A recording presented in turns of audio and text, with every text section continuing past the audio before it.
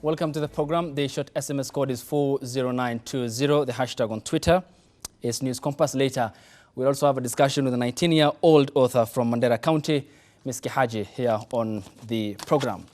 To Parliament, though, the government has dismissed allegations of cancelling the construction of Kimorer Dam in Elgeyo Marakwet County. While appearing before the Senate Justice, Legal and Affairs Committee of the Senate, Public Works Principal Secretary Paul Maringa said the project was not cancelled but put under re-evaluation by the government.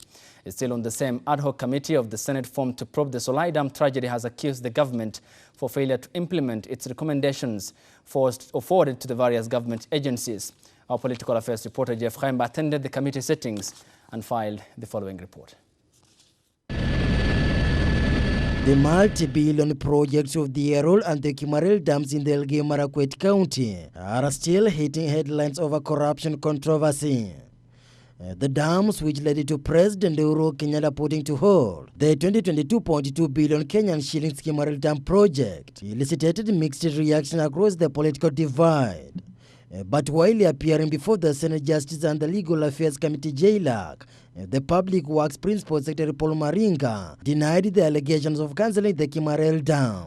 The conditions are very clear. We didn't cancel our raw dam. We rationalize it so that it gives value for money for the people of Kenya, and I think I've explained that. As for Kimarel Dam, Chair, you can imagine the volume and weight of water a dam like that will carry. And if it is sitting on a fault line, which issues are not resolved. You remember this dam that broke its waters somewhere around Nakuru. You can imagine the extent of damage it could cause.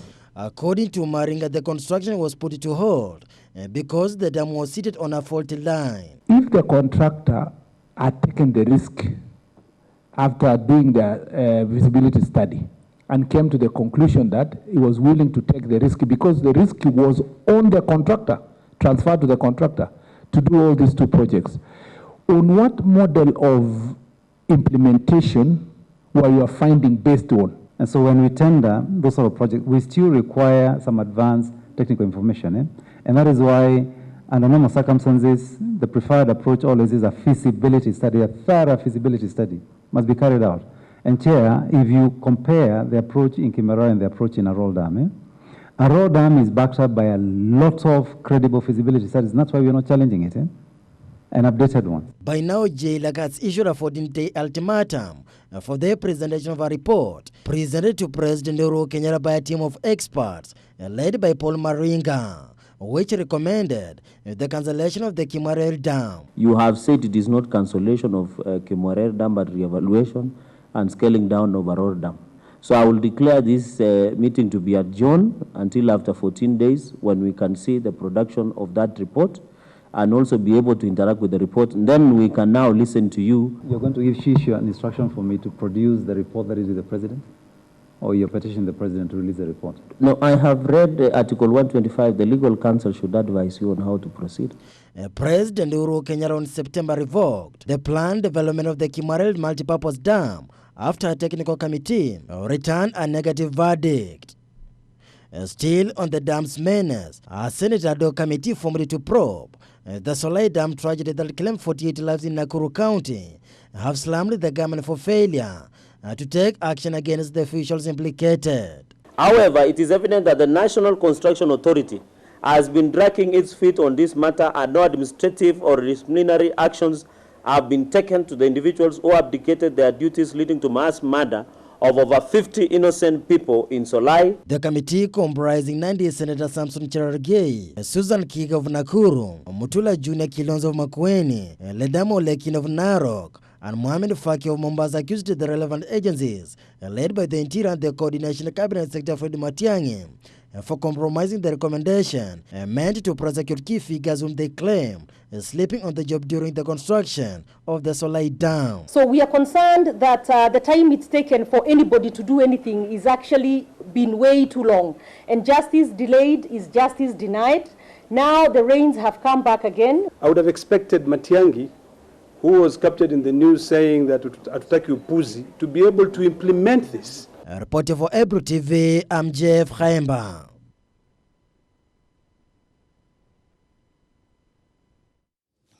Now, the second religious leaders convocation has brought together more than 300 religious leaders from across different parts of the country. Now, this is to validate the report of the county dialogue conferences and to review the report released by the Presidential Task Force on Building Bridges to Unity. The convocation welcomed the launch of the BBI report by the President, saying that the launch of the report by the President and the opposition chief Raila Odinga is the building bridges point of the country to address the perennial political problems in the country. They also say it is the centrality of dialogue in resolving conflicts and disputes across the country. As religious leaders, we appreciate that the handshake between President Uhuru Kenyatta and Right Honorable Raila Odinga not only facilitated calmness in the country, but has also produced strong contents for the national dialogue process.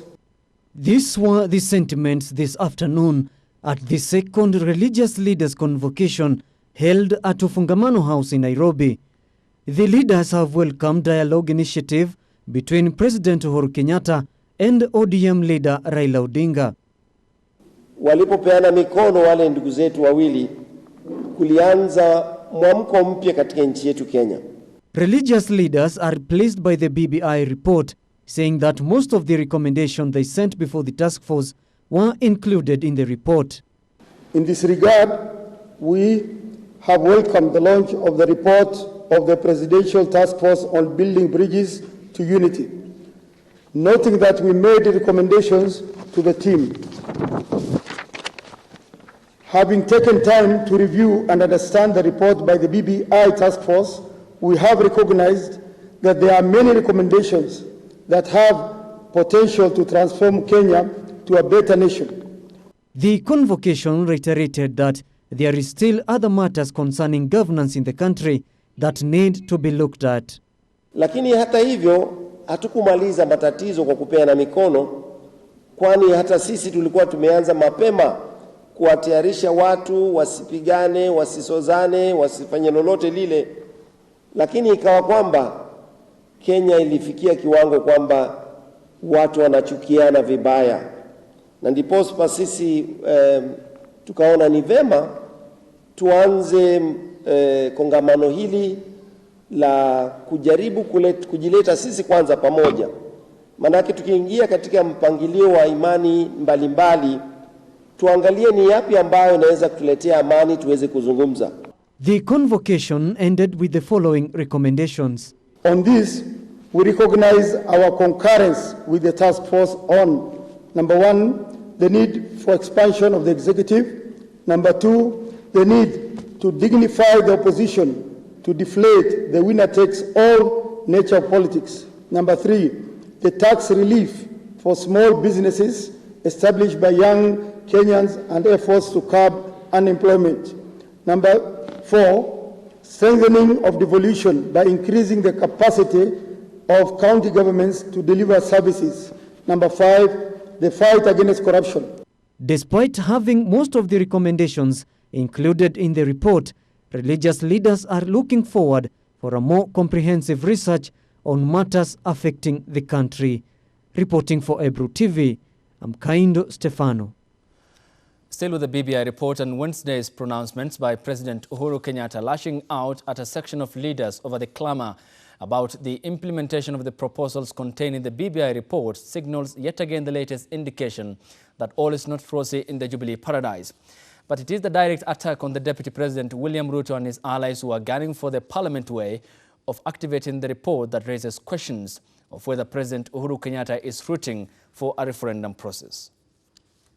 The intrigues surrounding the implementation of the recommendations in the BBI report are once again opening the lid on the rumble in the Jubilee jungle after the president hinted that he prefers the popular initiative route on the implementation of the report.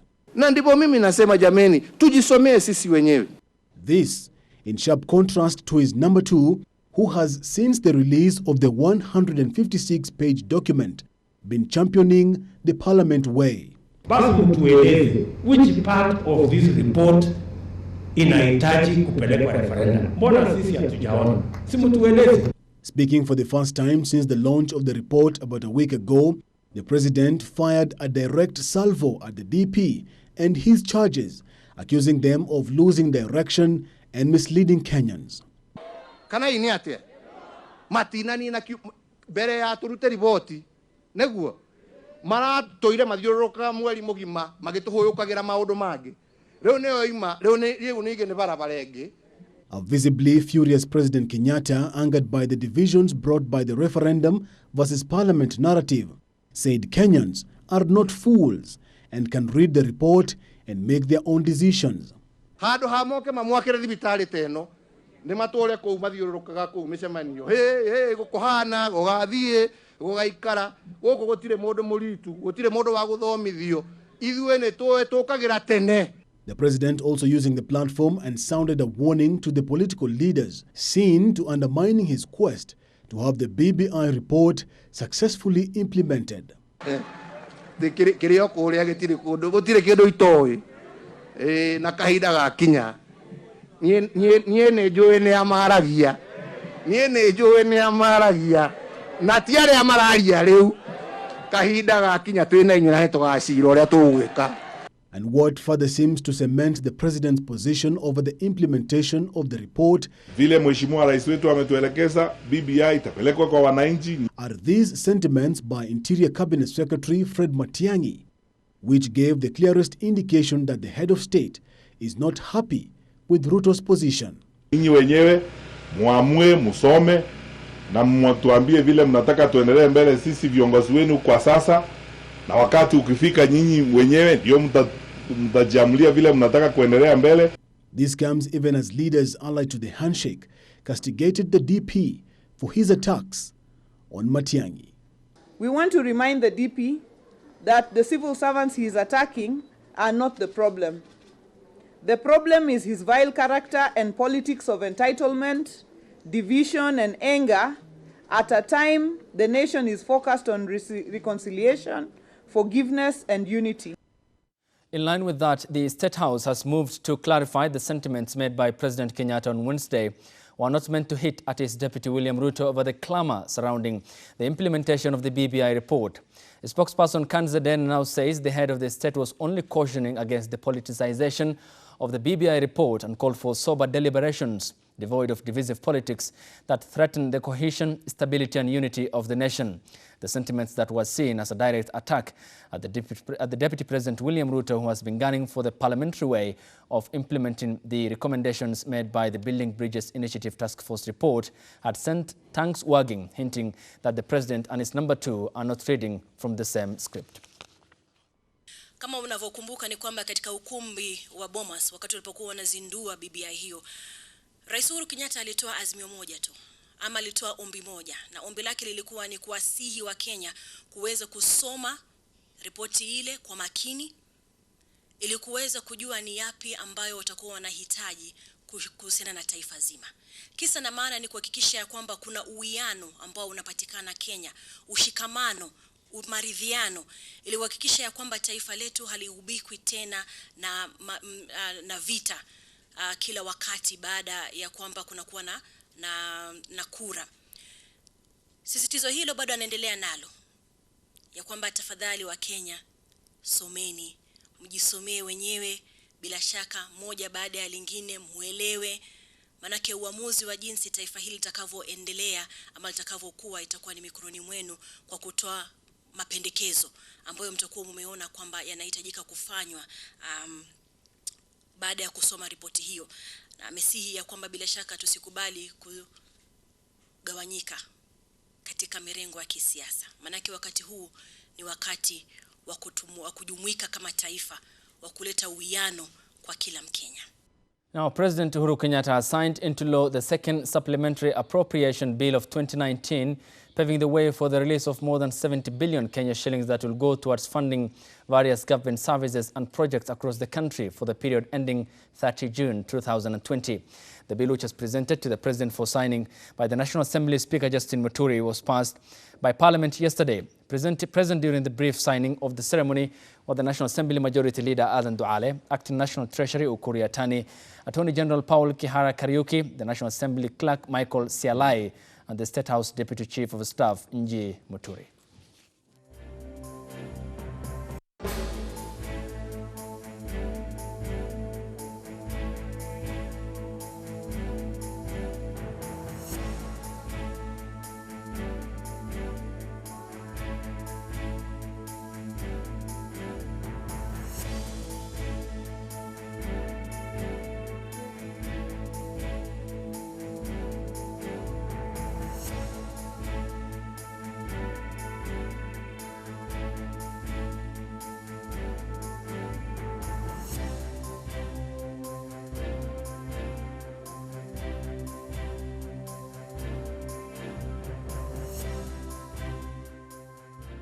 Hit our first commercial break here on the program. When we come back, an interview and then finish up with the sports and the business update here on the program, and later cross over to the roundtable with News Compass. Of course, that will be a discussion which will pertain whether the country is headed for the people's way or parliament regarding the putting into action of the recommendations contained in the Building Bridges Initiative Task Force report handed over to the President a fortnight ago and unveiled at the Bomas of Kenya a week ago by the President and the Opposition Chief, Raila Odinga. We are coming back after the short break. Stay tuned.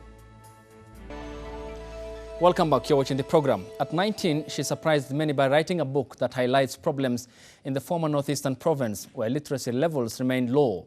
In her book titled Reset, Ms. Kihaji voices the trials and tribulations of marginalized communities, one of which she belongs. She says the book is aimed at resetting the social, economic and political issues in the former Northeastern province, now made up by Garissa, Wajir and Mandera counties.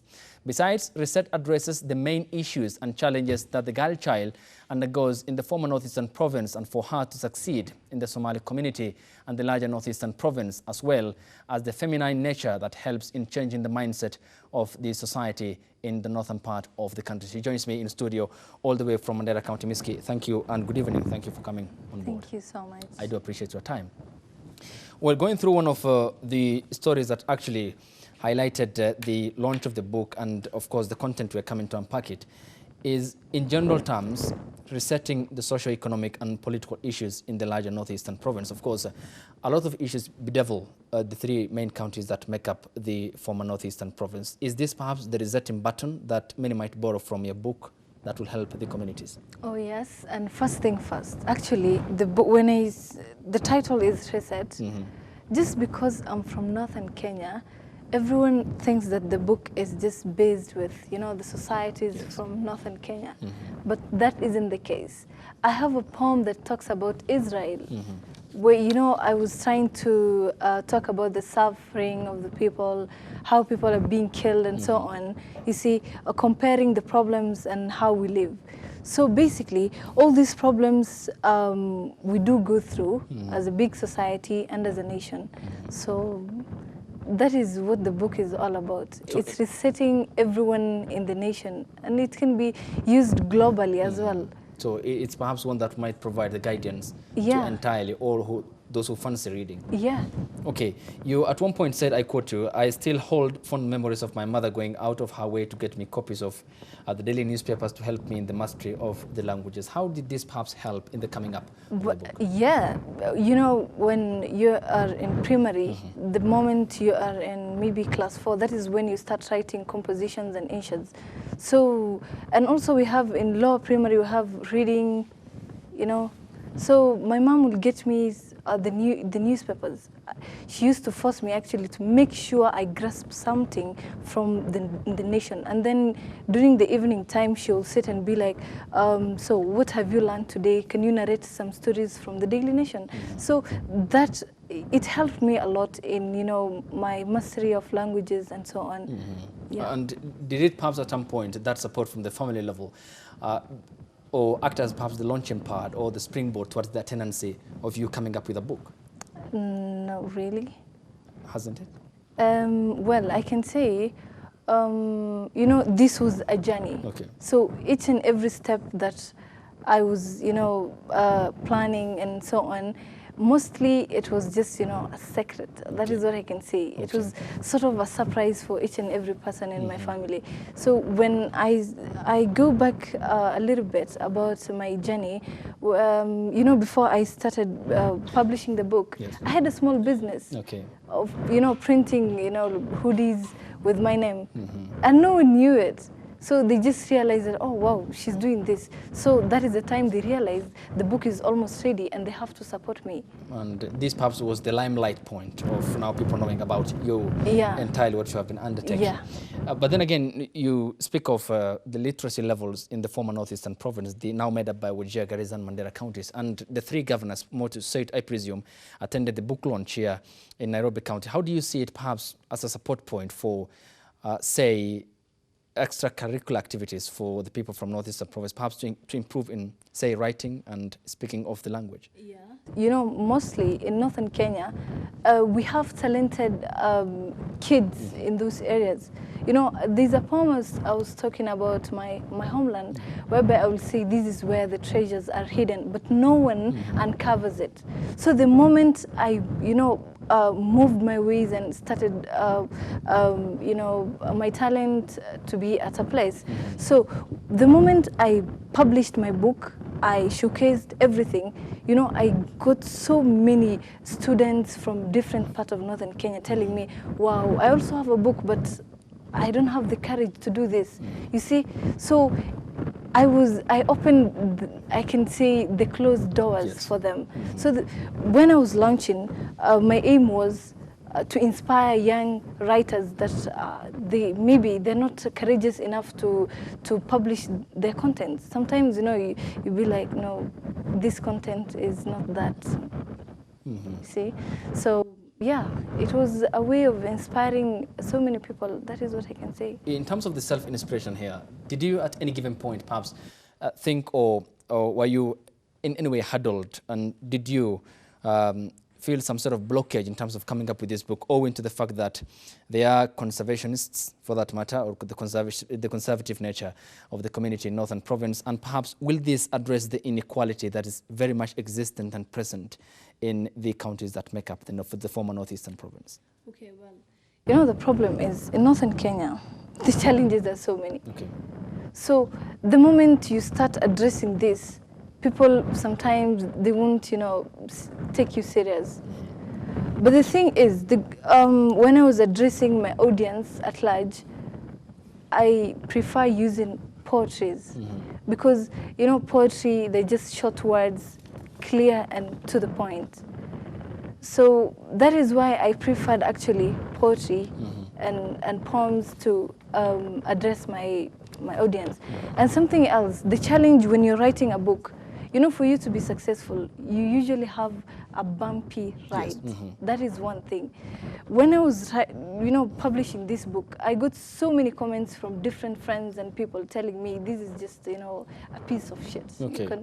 You see, these are the number of things that actually made me, I cannot go anywhere, so let me just stop it. But you were never dejected, isn't it? But yeah, but at one point I was like, I had all the time, I wasted all the time to write all this content. Okay. Why would I just, you know, place it somewhere because so-and-so said this, and, you know, just forget about my talent. But then it took me a while to, you know, take a step. Okay. For the girl child specifically, before I come to that, especially in the context of violence and, you say, insecurity in the former Northeastern Province, of course, we do understand that some of these issues are fanned and fueled by often drought because of the pasture and, of course, the availability of pasture and water owing to the economic activity of the local community, which is pastoralism. Do you think it will perhaps retune the minds of the people that we can focus on education for prosperity as a community? Yes, yes. As far as I am concerned, I've been doing a lot of things after I launched the book. I will go to schools to, you know, to inspire girls, tell them what is right and so on. But then, you know, we have, the book is actually meant for also the elders, the parents as well. Because some of these poems, they're supposed to read and understand the importance of education. You know, we have some brainwashed elders. They will tell you, what's the importance of education? But yeah, the journey is tedious, but then I'm looking forward to change them. Yeah. Okay, given that, and let me just quote the governor, that is one of the governors, Mohammed Abdi, my governor, that is Wajir County Governor. He said that through the power of the pen, and the author shares in a poetic manner the current situation of our state and the need to correct the inequality in the society. And he added to provide 82 million Kenya shillings in aid in the funding of 12,000 students' education. And he added writing skills can be used to document the society's rich culture. Is it opening a door? Okay. Maybe. I'm not sure, but maybe it can. But do you see it as perhaps the unlocking point of the opportunities that are available in Northeastern Province? Perhaps, say, 82 million that will go towards the education of 12,000 kids. You are the reason for that, isn't it? Yeah, but again, you know, let me not, you know, touch some of these things. Okay. But then what we have this a lion called corruption. It's eating up each and every flesh that is growing up in northern Kenya. Okay. So the moment we stop nepotism and corruption, then equality is the key for everything.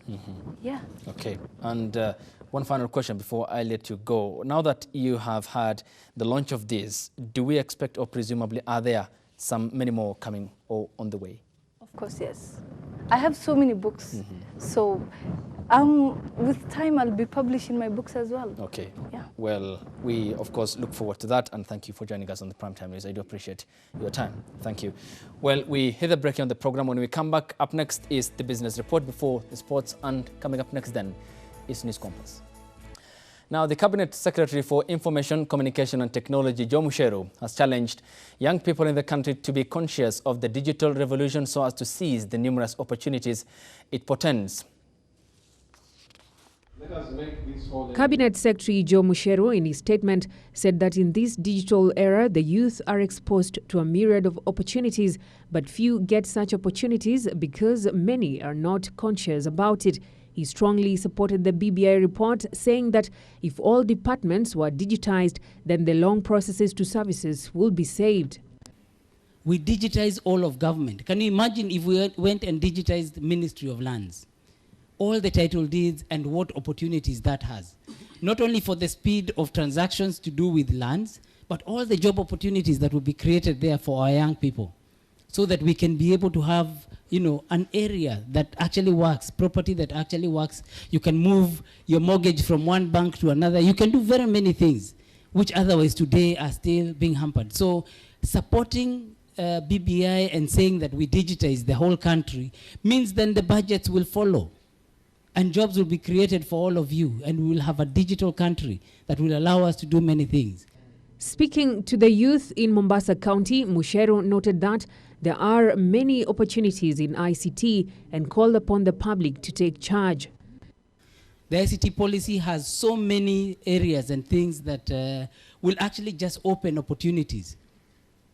Things like critical infrastructure, things like artificial intelligence, blockchain, and so on.